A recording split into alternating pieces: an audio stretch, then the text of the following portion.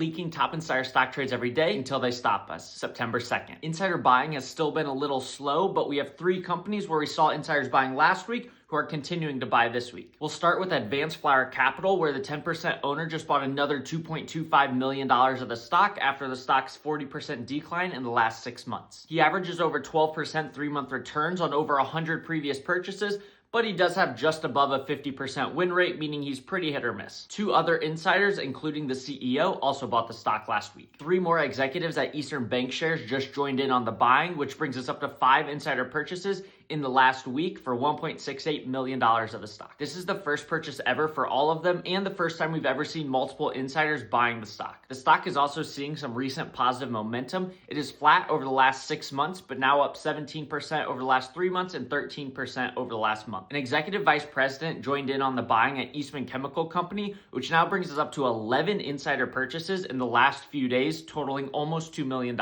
There was only one other insider purchase ever in the history of the company, and definitely never a time when 11 insiders bought the stock at the same time. The insiders have previously done a good job timing their sales, and with the stock down 25% in the last 6 months, let's see if they do a good job timing their purchases as well. Moving on to the sales, we have 4 insiders at Wheels Up selling the stock after the stock's 100% pop in the last month. 2 of the insiders have never sold the stock before, and 2 of them have timed their sales pretty well. For the chief sales officer, the stock has fallen an average of 25% in the 3 months after their sales, and for the director, the stock has fallen an average of 50%. Former CEO Frank Slootman at Snowflake is taking advantage of the post-earnings pop to sell $163 million of the stock. This is part of a 10b5-1 plan, but it's interesting because this is the second largest sale ever, and the only previous times that he sold over $100 million of the stock has performed very poorly in the next 6 to 9 months. On top of that, he was selling the stock in late June and early July before the stock went down about 10 to 12%.